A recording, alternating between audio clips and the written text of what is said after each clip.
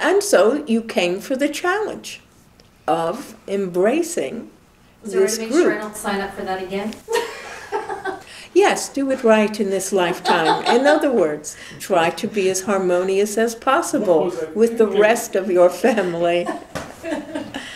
I understand. Frequently when you come into an incarnation and you are starting on your spiritual pathway, becomes your fondest desire to not incarnate again, because this incarnation is being difficult for yourself, and you do not feel, you have felt rather, that it is extremely difficult, and you would just like to do it right once so you don't have to come back again. But I will remind you, as you have not heard that, this particular statement: the only place in which you can be a creator, and having been made in God's image, his most prominent attribute is as a creator.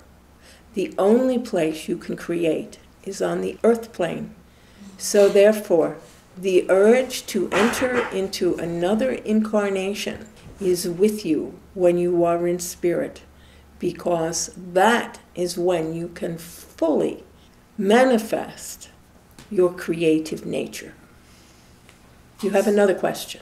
So can you choose not to come back and incarnate, or is it part of a process where you need to get those certain things right, which I've heard also in life, whether it's patience or forgiveness or virtues, or can you choose to just not?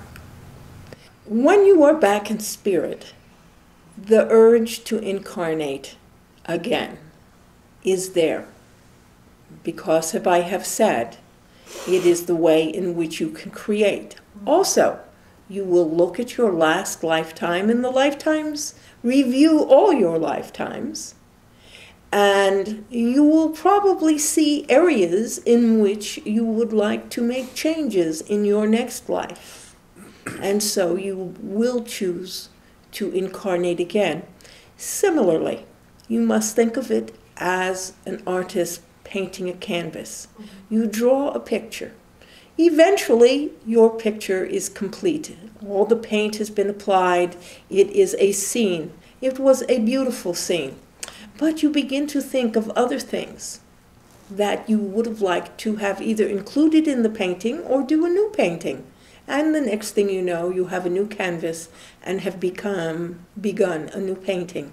And that is how it is with lifetimes. You review your lifetime, you see what you have done right, you see what you have done wrong, and before long, you are thinking about what you would like to do in your next lifetime.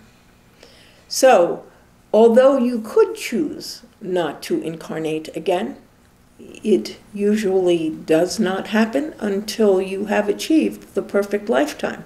Meaning like the enlightenment, so to speak? That you have had a lifetime which you can look back on and said, I did good. I was happy. I was successful. I caused no harm to others. I contributed to the good of society as a whole. I did my part for creation. And then you could be said to have reached the fullest manifestation of your divinity. You see, achieving a good life is not an easy process. It requires diligent work. And if you can, by the time your life is done, say, I have finally been successful in this lifetime, you probably will not choose to incarnate again, because you will have reached the manifestation of your divine nature, which is the creator, which is successful, prosperous, happy. If you don't mind, talking about the souls incarnating, are all the souls that are the souls that always were, or are there new souls that are born into the universe, or is it just a recycling process? I do understand the question. There is this common terminology about it is a young soul, a new soul, and that they are born into primitive societies. But this is not this is not exactly accurate. The souls have, all the souls have already been created. While, and this sometimes is difficult to understand, your progression as a soul down a timeline is not a straight line.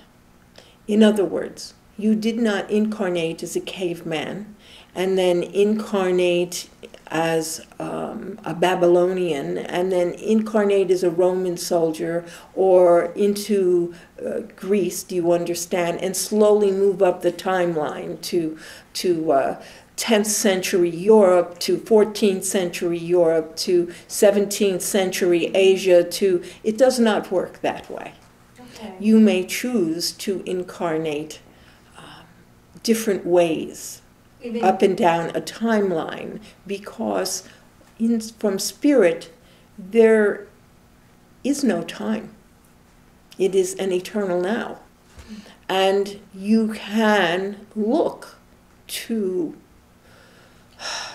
the dimension of the physical world, you can look into that and choose a time that is appropriate for that which you wish to achieve in your lifetime.